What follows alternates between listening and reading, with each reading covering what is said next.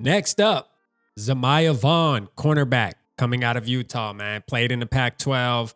There's a couple things I really like and appreciate about a player like Zemaiah Vaughn. Now, this one was requested highly, okay? We got my boy Mark, my boy Realistic Randy was ranting and raving about Zemaiah Vaughn. I'm going to tell you right now, I watched him this morning, watched him for about 2 hours. Love the guy, all right? One thing that I really respect about a player like him, though, if you don't know, here's some information about him, is he was actually a walk-on at Utah in 2020.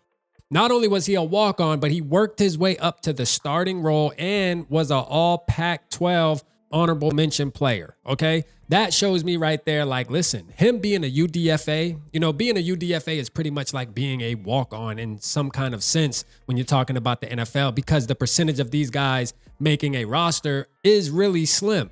So when I say that to say that he seems like a player that's going to be comfortable in this position. Being what? Being the underdog. What do we say? We are going to root for the underdog every single time. Here's why I like him, though. I'm going to tell you, 6'3", 187 pounds, 6'3". Let that stand out to you, because we know that Brian Flores loves the tall, lanky cornerbacks. And on film, he uses his length very well in man-to-man coverage. Zone needs a little bit of work, okay? His reaction time, to me, it's a little slow, but nothing that can't be fixed, especially when you're talking about pairing him up with a defensive coordinator like Brian Flores. But the run support, man, listen, Vaughn, hey, listen, I'm going to tell you, to be 6'3", to be kind of lanky, he uses every inch of his size to his advantage, especially in the run support. He will get up in there and get his nose dirty, and I like that about him. This is a player right here that, honestly, I'm going to root for a little harder than maybe the Tyler Batty.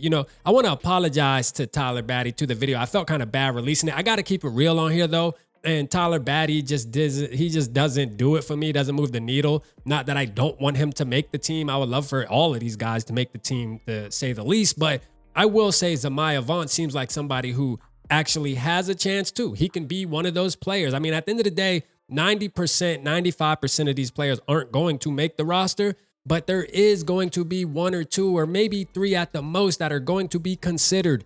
And watching his tape and knowing how Brian Flores likes these long, lanky corners, RIP to Kyrie Jackson, but this kid is built just like him and almost plays like him too.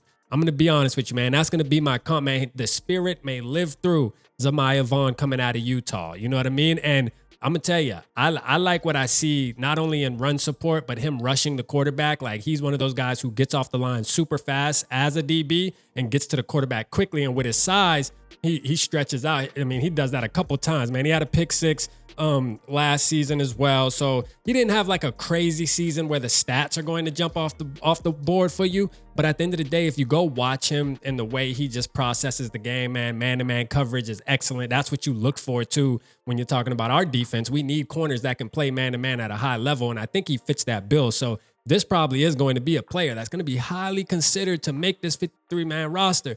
Hey, Realistic Randy, Mark Phil, y'all wasn't lying, man. Little Sauce Gardner in the making. That's what they was calling him. That's what they was calling him. Let me go check my boy out and see what he got, man.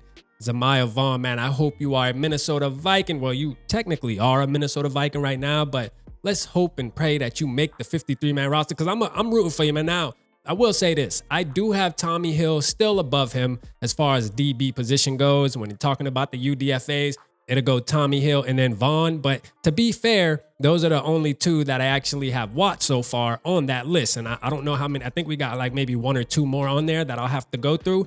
But so far, man, Zemaiah Vaughn and Tommy Hill being number 1, Vaughn being number 2 on my UDFA list right now. And I will say, Vaughn does bring a little something different that Tommy Hill doesn't bring. And I'll say he's a little more athletic, and he fits the prototypical type of build that Brian Flores would probably be a little more happy with and a little more comfortable with bringing on to the actual roster. Let me know how you feel, man. Zemaiah Vaughn coming out of Utah. Appreciate you, brother. Hope you tap in with us and become a Minnesota Viking. Holla at your boy.